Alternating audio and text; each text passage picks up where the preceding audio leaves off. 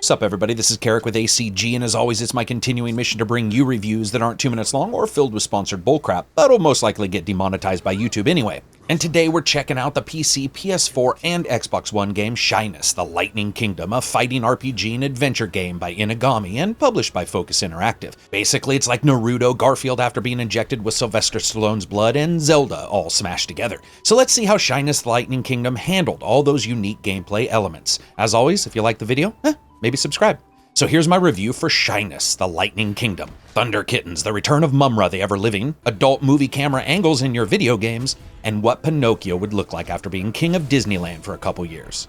Graphics are up first. You know, at times there's this greatness here in Shyness, even with the twisting and turning locations, most of which that are opened by varying depths of puzzles as you navigate your way through the world's most convoluted countryside. And I mean it, there are times here where you have to wonder, where do all these little tabby cats get their bowls of milk? Because the only real place that appears open is a rope swing, 4 color puzzles, and telekinesis away. But that complexity is the strength, as I said before. In many ways, the interconnectivity is going to at least lightly remind folks of Dark Souls-style titles. While this is pretty much the only connection they will have between one another, it is something noticeable. And the game just has this stunning way in which it introduces a lot of the verticality in massive forests, ancient castles, or just during a fight to the death with a pissed-off land-based sea lion, and that can be epic. It's the later areas, though, maybe 10-15 hours into the game, that unlock the wow factor, even if the draw distance on grass can look a bit like the world's gods keep noticing that they need to draw something as you're running. Another part of this game, for the most part, that is done well is the character design. Now listen, it's not the first game, world, or fiction to have animals as its main characters, and here mixed with an assortment of humans as well. But for the most part, the characters are stylistically different enough to look good, and some of the enemies are actually downright amazing. But my personal favorite is seeing a pudgy bear cat thing who's your friend perform an ass slam on an enemy. That actually never gets old. Sadly, excellent design, just like good genes, seems to skip a couple people here and there. A later character you get, Askel, somehow mixes ancient monk garb, man capris, and a vest from someone who played too much Vampire the Masquerade in high school.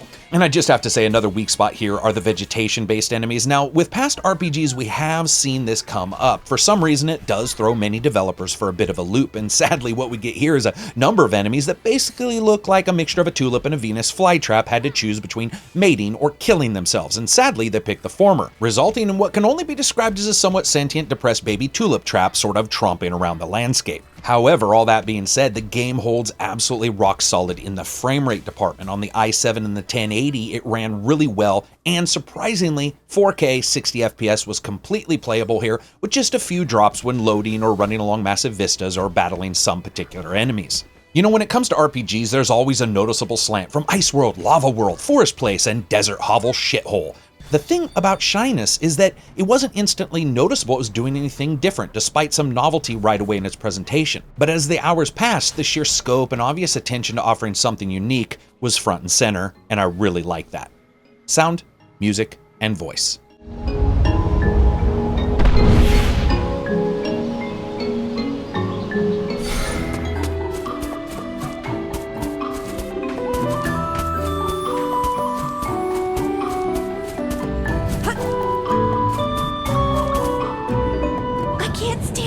The concentration of dark chi is becoming more powerful.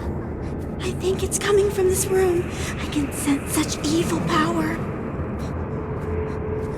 Be careful. He's here. Who's here? What are you talking about?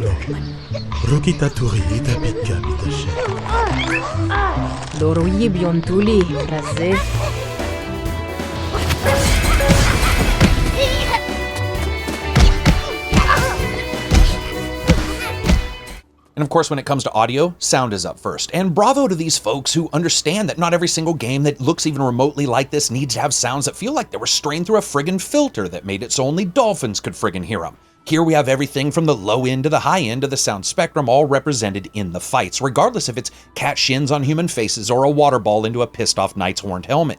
It's all done very well, with some effects having nice textured spool-ups, like those involving water having an almost wave crashing sound to them.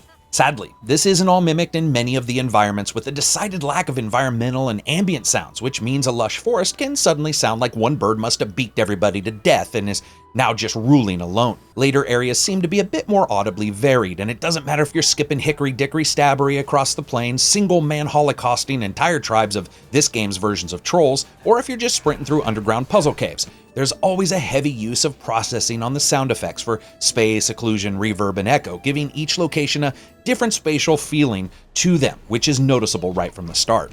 Overall, I'd say good sound, but there are a couple missteps here that are noticeable, especially as you first start playing. Music. So this one's a little bit different. You know, not every game can be one of those classics where every track on the soundtrack somehow seems inspired to be better than the previous one, like twins who are good at sporting events, but with a heavy amount of effort and an eye towards individuality. What you can do is make sure that the game player experiences movement not only visually as they progress, but audibly, and Shyness nails that. Even if you're not a fan, let's say, of the woodwind heavy tracks within the initial areas, you might like the more folksy and downright, wait, that just sort of got played kind of soundtracks that happen in the later sections, like a human village you end up visiting. It's this extra experimentation that lends a weight to Shyness's soundtrack, and while not a classic, not at all, its connection and consistent feeling of exploration is instantly noticeable and directly connected to the gameplay. And that's something that you actually don't see in a lot of games where every single track is trying to be more over the top than the last one. And of course, all this brings us to voice, and yeah, there are some serious issues here. First, the game couldn't figure out what language to play the different cutscenes in, sometimes English, then switching randomly to French, and then magically switching to the game's own made-up language. Of course, you can turn on subtitles and that'll be mostly alleviated. When it comes down to it, the couple English voices I did hear sounded somewhat suitably grounded in the situations, but there were already a couple that sounded a bit phoned in, and that makes me a tiny bit nervous. Subtitles are probably the mainstay way in which you can play this game, at least until they fix the voices. And of course, that brings us to gameplay and a little bit about the story. Now, Shyness starts out with Shadow and his friend Pokey, half flying, half crashing an airship and landing in different places in the game world. You learn various skills, moves, and how to fight as you jump between the two for the first hour or so until the story has you sort of meet back up. Now, when it comes to the story, I do have to say this. Yeah, this didn't actually grab me until a couple hours in. It involves occasional hints of something larger going on, but at first it can be a bit boring to try to sort of figure out what exactly is occurring, and of course, you have the issue with most RPGs where a lot of the talking is actually just text anyway. Luckily, that completely goes away when you get all of the characters and really start diving into the meat of this title. What helps the game is how adventuring is done. First, aside from contracts, which has you hunting down unsuspecting bad guys like a tomahawk missile and ending them, the rest of the game is actually all about the main adventure, meaning while yes, it is an RPG mixed with a fighting game, it's also extraordinarily skilled at excising the bullshit that frequently clutters those up. And now that's not a reason for panic for those who like secrets, because it doesn't mean there aren't any, there are here. It just means the focus is more on a directed engagement through a fictional Build-A-Bear factory that said, let's do every animal instead and teach them martial arts and maybe magic too. Now speaking of combat, yep, it is real time, and it's also like a fighter a little bit. Basically, you either surprise or get surprised by enemies and leap headlong into battle as a magical force field arena closes off around you that is elemental based, as is almost everything in Shyness. Which means when the shield is glowing green, it's based on nature, red, fire, and so on, and attacks that correspond to those elements do more damage or offer more bonuses. Personally, I think it's actually a cool design, and it can see you absolutely hump juggling a bad guy like his body's covered in superglue and Velcro, and just as you are about to end his life, he pulls off a guard and the arena element switches to something you aren't strong in, and he is. Now, does it always impact the fight? No. Is it always fair? No, not always, but any small amount of pre-planning phase can usually get you prepped for most battles, even if it's just flooding Tubby, your glandular challenged comrade, with healing potions, or setting up the command system, which has your comrades healing, buffing, debuffing, and slowing down you or your enemies via a series of instructions that you can set up. Now, when fighting, the game will have you dashing, dodging, frying, freezing, slipping, stabbing, slashing, punching, and punishing bad guys with light and heavy attacks, combos teamed up with occasional hyper moves, as well as magical spells. The latter here are collected via scrolls you find in the game world, and of course items you find augment various statistics or offer specials like immunity to stun or poison, and for the most part, it's all fairly standard stuff. Now, you can also tag in during combat, but watch out. You can't do so when you're getting hit, and if you try to just spam the tag in button, the enemy is no slouch and will easily take out your current character without hesitation while you're sitting there pounding the please God button. The problem here, at least for me, is that the game's fighting engine is a little bit hit and miss. One time you're going to enter combat, and usually in open areas, and absolutely feel in control, and death is your fault, and decisive wins have that buttery taste of success. The friggin' problem I have with it is that once again we have a game that absolutely has no clue how to handle camera view transparency, and because of the way enemies may fight in this game, choosing ranged, you can also spend an entire fight not being able to see your character because the camera thinks the best view available to a player when split-second decisions are needed is a goddamn narrow angle filtered through their enemy's ass, or a rock, or the floor. And it's just crazy in its randomness as you enter a spot and you think, yeah, I'm fine, but suddenly your enemy forgets how to walk, so he basically stands in the corner, whittling you away with low damage attacks, but every time you rush in, you're greeted with what looks like the beginnings of a friggin' Bob Ross painting.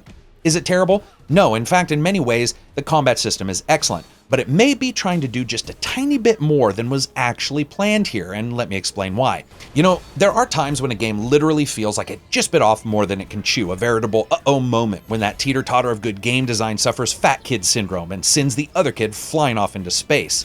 Somewhere around the time the game started having battles in places where you can fall out of the arena is when this started to feel a little bit like it was swaying that way. Because it's important to remember that in many places in the game, while not in battle, you can't fall at all, with invisible safety child water wings of game design stopping you from plummeting to your doom. Sadly, in some battles, you're fighting in areas that allow for that. Now, luckily you don't die, you just sort of flash reboot into the center of the goddamned arena, which is both frustratingly jarring, but combined with the camera system, it can actually be a little bit infuriating. Luckily, it doesn't happen all the time, but it's certainly something I would like to see them look at, especially post-release. You know, that's actually something I came away from Shyness with. It's an appreciation for a title that knows it's not perfect and attempts to rectify that with varied game design, sort of coupled with some actually really good pacing. Just when I was like, damn, I am tired of this location. The game had some quirky but enjoyable puzzle room to work through, or jetted me off to a new environment completely, or in mid-game, when Shyness really absolutely opens up the environment, it just continues to move you forward. Also, when you're rolling 3 deep in your Battle Tabby Cat group roster and taking down the game world's goblin equivalents, it is a blindingly fun game.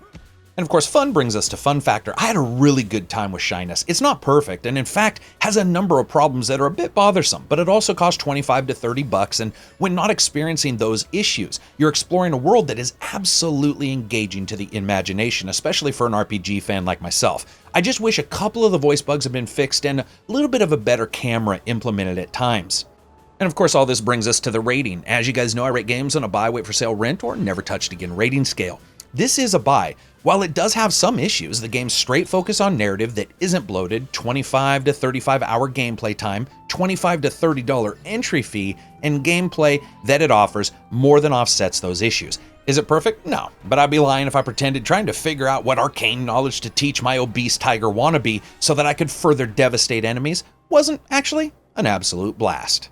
So that's it for me. I hope you guys liked the review. If you did, give it a thumbs up. If you didn't, give it a thumbs down. Make sure to check out Twitter and certainly check out Patreon. That's how I continue to give you guys these reviews. Peace out and enjoy the rest of your week.